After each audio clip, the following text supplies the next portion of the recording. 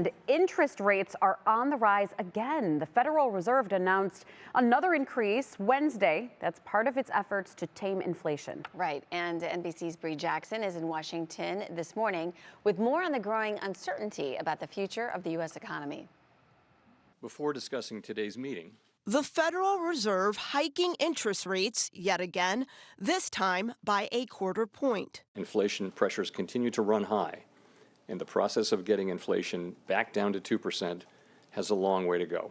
This falls amid fears about the state of the U.S. economy. Higher rates have pushed credit cards and auto loans up.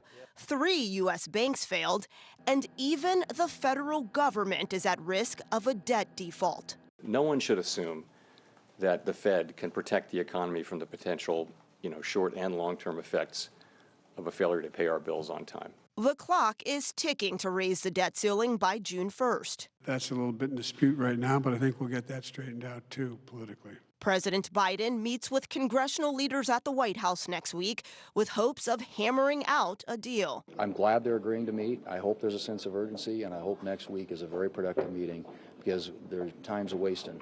The Senate Republicans are the ones who have refused to raise the debt ceiling. They did it 3 times. When Donald Trump was president, no muss, no fuss. Should the government fail to raise the nation's debt limit, the U.S. economy and taxpayers could suffer. The Biden administration warns a protracted default could result in the stock market falling by 45% and 8 million jobs lost. Federal Reserve Chair Jerome Powell says avoiding a recession is more likely than having one, but adds he's not ruling anything out. In Washington, Bree Jackson, NBC News.